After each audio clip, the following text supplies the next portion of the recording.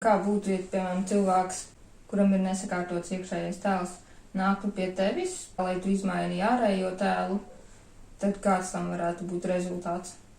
Man noteikti šķiet, ka rezultāts nebūs.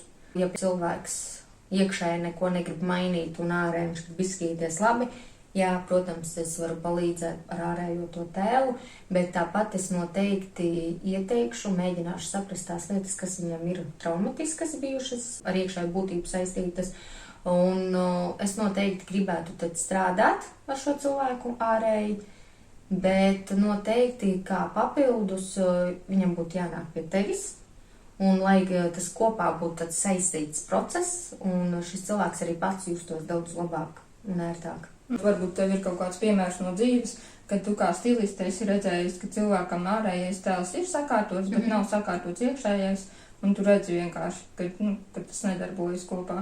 Man īstenībā ir no dzīves bijuši daudzi piemēri, un tāds viens visspilgtāk piemērs ir bijis tieši saistībā ar to, ka es ieraugu vīrieti, pieņemsim, un ārēji viņš izskatās ļoti skaists. Tā, ka, wow, ir smuki ļoti, izolīdi.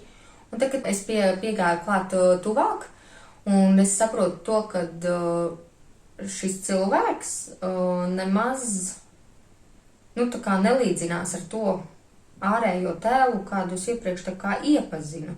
Līdz ar to baigi grūti komunicēt ar šādu cilvēku, kad it kā ārēji vīrietis ir tiešām kopts un tā, bet iekšēji, tur sāk stāstīt par lietām, kas ir bijušas, un tas baigi apgrūtina, piemēram, ja man tas bija randiņš. Līdz ar to man tas bišķīt sit ārā to visu garšu, jo tā komunikācija bija diezgan tāda neveselīga, es pat teiktu tā, un man nebija interese tā kā runāt tālāk, man pat bija garlaicīgi.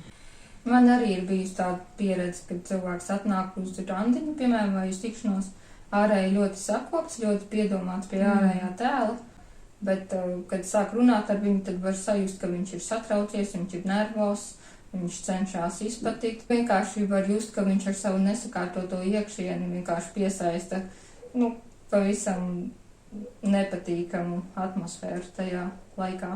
Nekas patīkams tas noteikti arī nav.